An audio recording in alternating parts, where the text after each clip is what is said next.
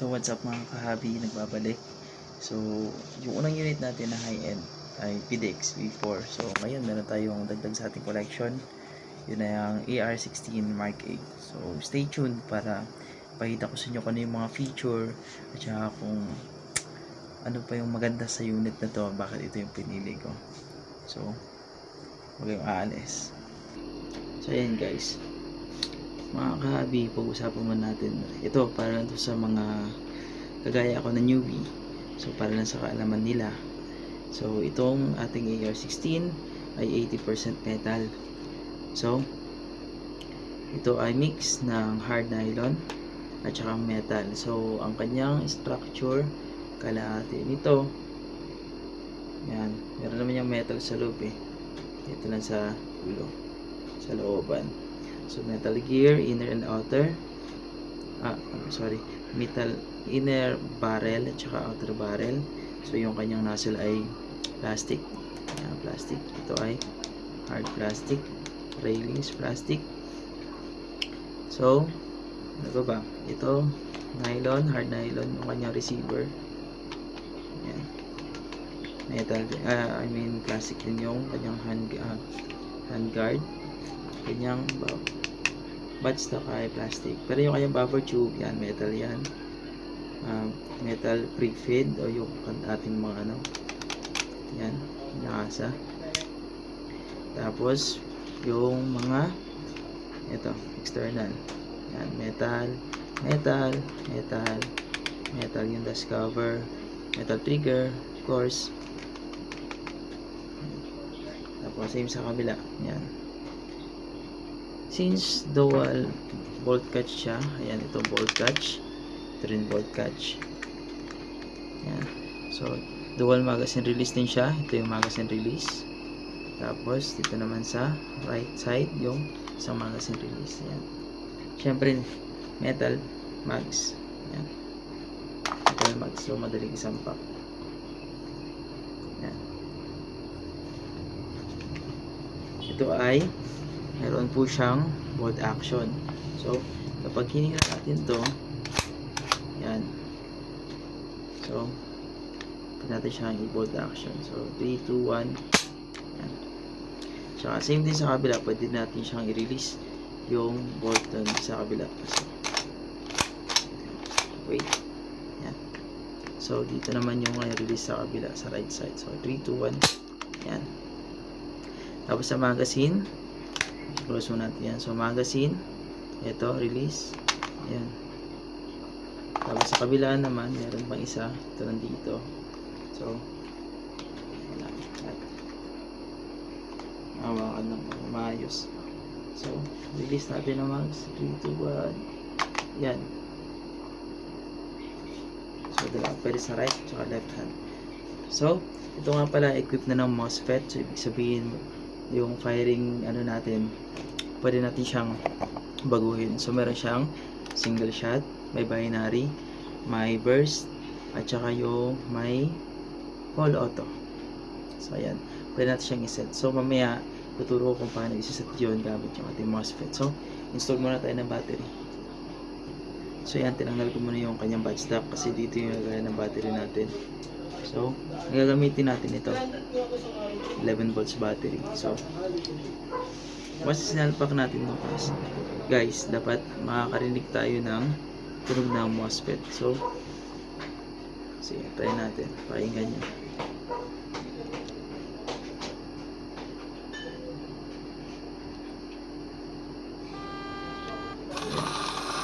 Yan, so ibig sabihin gumagana na ang ating MOSFET. At isa pa sa kagandahan nito guys, mga kahabi, ito ay equipped ng auto priming. So ibig sabihin, pag sinalpak nyo po yung magazine niyo, automatically magpa-prime na siya. So papasok na yung bala doon sa looban, doon sa stopper. So yan. So pag sinabi natin auto priming, yan, release ng mags. So pag sinalpak natin to, may marinig yung tunog, yun po yung auto priming. So 3, 2, 1, ayan. So ibig sabihin, may bala na po tayo dito. So kapag pinay na natin yon, may lalabas na kaagad. So, dito naman tayo sa kanyang MOSFET feature. So, sa MOSFET guys, makakaramdam kayo ng vibration once na na-activate na yun. So, put nyo muna yung ito sa safe mode. Saka nyo siya long press. Or tingnan nyo yung ilaw dito. Kaya pag may narinig yung tatlong beep, pwede na tayong mag-configure. So, tatlo para sa binary. 2, 3. Yun, so naka-binary na tayo. So, sige, ikot natin to. Yan. So, ang binary guys, once na na-click ninyo, isang shot, tapos release, isang shot din. So, painggan natin. Release. Ayan yung binary. So, configure ulit tayo doon sa full auto. Gagawin natin siyang burst fire. So, ibig sabihin, tatlong putok na lang kahit naka-long press yung ating trigger. So, set muna natin siya. So, tingnan natin sa ilaw. So, yun. So, apat po siya na trigger. 1, 2, 3, 4. Yun. So, ibig sabihin, nakaset po yung ating full auto sa burst fire. So, dapat tatlong putok lang po siya. So, try natin. Ayan. Isa pa. Ayan. So, kahit naka long press yung ating trigger, na naka-pull yung trigger, once na nakaset siya doon sa burst, hindi siya magpo-proceed. So, paano nga ba siya ibalik?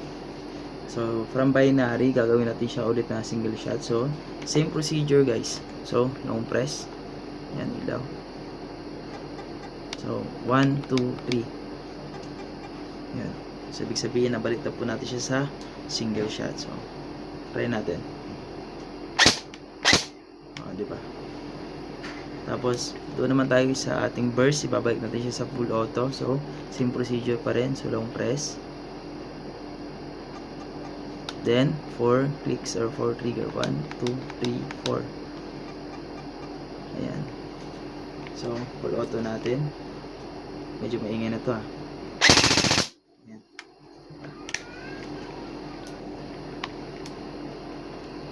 So, ayan. Kung tatanungin nyo ako kung ano yung nagustuhan ko sa baril na to, syempre, equip siya ng Metal Gears at Metal Gearbox. So, ang gearbox niya pala nito guys ay split gearbox. So, kahit kung tatanggalin natin siya, gusto natin siya makita. So, ang gagawin natin ay ito, bubunutin na natin to. So, paano ba yan matatanggal? So, ipupush lang natin to. Ito, yan. Then, automatically, matatanggal na yan. Itong dito na side dito. Itong sa taas na parte. So, kung magpapalit mo kayo ng spring, napakadali na lang kasi hindi nyo na kailangan magbaklas ng buong receiver. Yun lang, pwede na. So, makakapagpalit na kayo. Then, ano pa yung maganda sa kanya is hindi siya nagtutunog ubo. So, alam naman natin na kapag plastic, ayun, medyo soft yung kanyang sound. So, I mean to realism talaga. So, gusto ko yung medyo makatotohanan. Kaya kapag ka ito yung kinuha ninyo o ginawa yung choice, so makakarinig talaga kayo ng bakal. So, yun yung blowback, tsaka yung sa loob niya na piston, kasi nga yun ay metal na rin talaga. Ayan. So, di ko alam kung na-shoutout ko si Ma'am Aileen Oliveros. So, big shoutout ma'am, madam, thank you. So, siya po yung pinagbilang ko nitong unit. So, tsaka nakachamba, mayroong promo. So, okay, thank you. At saka, syempre, ito mga accessory sa kanya ko, nagpapa-recommend ko, nagpapa-advise, ano yung magandang ilagay. At saka, kung okay pa siya sa unit. So, ayun. So, kung may magtatanong, kung kasama ba to, hindi po. So, separate ko po yung binili. So, syempre, kay Ma'am Aileen pa rin. Ma'am Aileen, thank you. So, yun po. Itong scope po natin ay na nakalagay ngayon ay red dot. Ayan. Red dot. So, ito ay 1X40RD. 1X40RD. So, ito guys. So, meron siyang cover. Para, syempre, hindi malikabukan. Agad masira. Kasi realistic yung ano niya guys. So hindi siya nagzo-zoom, hindi po siya zoom, hindi po siya yung nag-zoom na scope. Ayan, clear lang po siya. Problema, di natin makikita ngayon. Ayan, kung napapansin niyo, wala nangyayari sa picture. Pero meron yun siyang sight. So illuminated, red, or at saka green sight. So nakakadepende. So ngayon, nakaset dito ay letter G.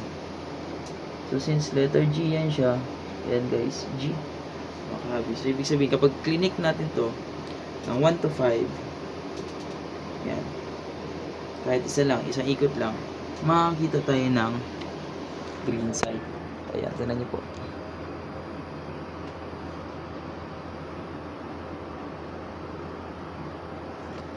Teka lang, ayusin nga natin to. Ayun yung green, yan. Yan po yung green side. Yan. So, kung gusto nyo baguhin, yan yung green po na yan. Hindi po yan sa cellphone na. Ayan, ilalayo ko na lang. Ayun. So, gusto nyo pong baguhin yung kulay ng site, madali lang po. So, gusto nyo pong baguhin, i-click nyo lang po siya ng 5. So, may number naman po dito sa taas. 2, 3, 4, 5. Ayan. So, ang kasunod niya po ay letter R, which is stands for red. Ayan, R. Then, punta nyo po sa 1. Ayan. So, ayan. Kung kanina green. Ngayon, siya ay nasaan na? Nawawala. Ayun. Ayun, sorry. Yan. Red dot side na siya. Yan, red dotted side na siya. At take note, mga kahabi, ito ay adjustable. So, kinalibrate ko na po ito na nakasentro dito sa kanyang, naka-zero po sa kanyang front sight. So, naka-zero na po yun. So, and po. Alam ko na, makukuha nyo rin yung calibration yan. Nakadepende po kasi yung unit kung sa calibration niya. So, baka may mga railings na masyado mataas o railings na masyado mababa. Nakadepende po yun sa height ng railings. Then, hindi ko po i-recommend sa inyo na maglagay ng ganito, 30C. Kasi po, pansin ko po sa unit na kapag naka 30C is umiinit po yung motor, yung dynamo. Ito, umiinit. So, ito pong nilagay natin ngayon dito, 11 volts po siya, pero 22.2 lang po yung kanyang output. So, ito po kasi ay 31.1 watts. Yan. So, ito po ang pinaka-safe na i-recommend ko sa inyo. So, kung gusto niyo medyo matagal ang mga bakbakan, ganito lang po. Kasi kung ito po ang ginamit natin, most probably, nakakasunog po ito ng unit based po dun sa aking advisor dito sa Gel Blaster. So, ayan. So, may ganito ako pero hindi ko magagamit din. So, yun lang. Itong AR16, okay, bakit AR16 kaysa Jinji na SLR? So, Jinji kasi guys, hindi ko bet yung ano, sa akin lang to okay lang sa kung gusto niyo, okay lang din, pero ako sa akin kasi hindi ko bet yung sa kanyang tip dito. Sa kagaya na sinabi ko na ano, I mean to realistic na mga laruan. Kahit man lang sana sa mukha, makakuha yung ano, pagiging totoo. Kasi nga laruan na nga lang. So, masyadong malaki para sa akin yung kanyang tip. Yung lagayan ng flash hider or tracer. Ayun. Though, ano yun metal yun. So, ayun. At saka yung tunog ubo na tinatawag. Diba sabi ko nga sa inyo, Ayoko yung tunog ubo. So, ito kasi guys, ano talaga eh, metal yung maririnig niya eh. Yan. Metal. So, dito, overall, ang verdict ko dito is sobrang ganda. Sobrang nag-enjoy ako dito. So, kanina pala, tinaspire ko na to. So, gumawa lang ako ngayon ng review para sa, ayan.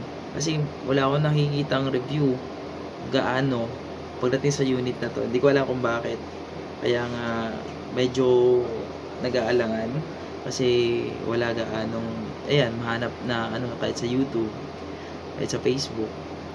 Marami nagpo-post pero walang video. So, ito, para to sa atin, para din sa mga gustong bumili, nagbabalak bumili ng AR16. So, kapag may mga question kayo, comment down below para masagot natin at saka po natin sa ating mga nanonood para sila na rin po yung makasagot kung alam po nila. So, walang problema po sa akin yun. So, ayan. So, sasagutin ko po yan sa abot na aking makakaya at kaalaman.